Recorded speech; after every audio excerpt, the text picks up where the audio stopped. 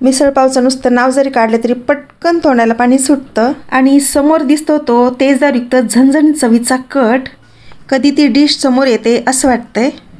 तो कट, त्यामध्ये मोड आलेली मटकी, फरसाण, कच्चा कांदा, त्यासोबत असणारे नरम नरम पाव. महाराष्ट्राच्या कोणत्याही कोण्याकोपऱ्यामध्ये जा तिथे आपल्याला सहज आणि पटकन मिळणारी डिश. ती समोर आली की आपण पटकन सहजपणे फस्तही करतो. त्याने पोटही भरतं आणि समाधान पण होतं. आजची रेसिपी आहे मिसळपाव. व्हिडिओ पाहण्यापूर्वी ह्या चॅनलला सबस्क्राईब करून घ्या.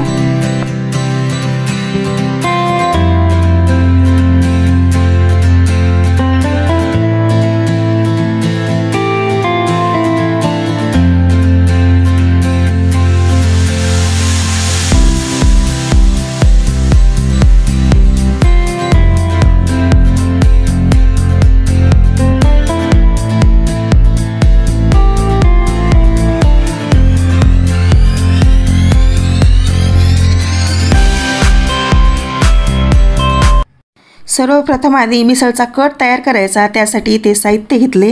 1 कांदा आणि 2 बारीक केलेले टोमॅटो, मोड आलेली मटकी. मटकी ही गावरान आहे. जिरे, मोहरी. इकडे काही मसाले घेतले. काश्मीरी लाल तिखट. काश्मीरी लाल तिखट हे चवीला खूप कमी तिखट असतं, दिसायला पण खूप कलरफुल असतं. गरम मसाला, हळदी पावडर, लसूण अद्रक ठेचून घेतलेली आणि कढीपत्ता.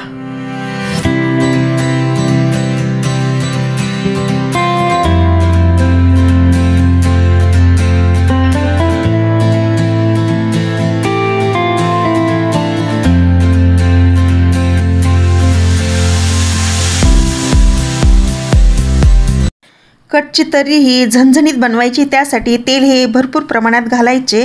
सगळं व्यवस्थित त्यामध्ये फ्राय करून घ्यायचं. फोडणी जर व्यवस्थित असेल तर तर्रीची टेस्टही भारी लागते.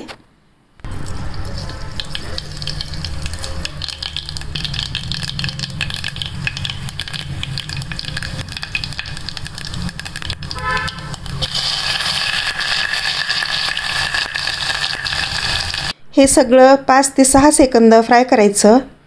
त्यानंतर कढीपत्ता आणि कांदा घालून व्यवस्थित फ्राय करायचं.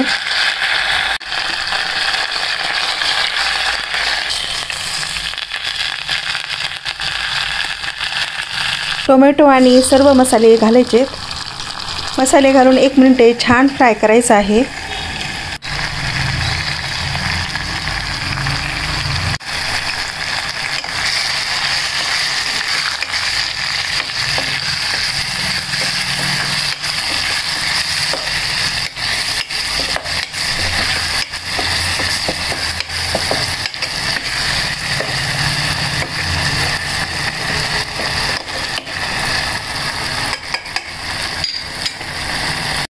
फोडणी छान बसली. त्यामध्ये आता मोड आलेली मटकी घालून परत 2 ते 3 मिनिटे छान फ्राय करायचे.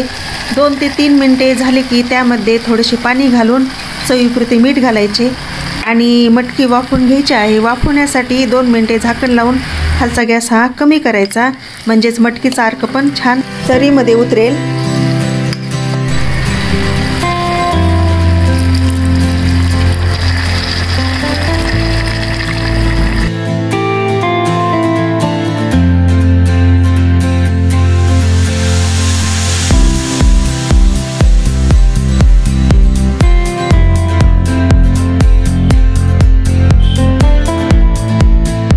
झालेत 2 मिनिटे. आता वरचे झाकण काढून परत खालचा गॅस हा वाढवायचा आहे.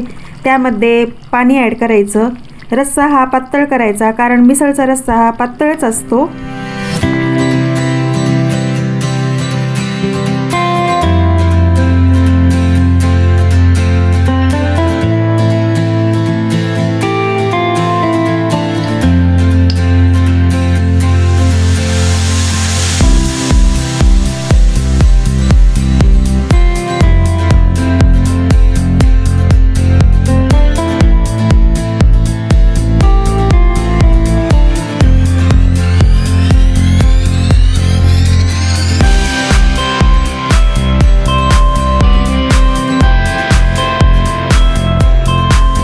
मस्त झाली तर्रीवाली मिसळ. गरमागरम असतानाच खाण्याचा आनंद घ्यायचा.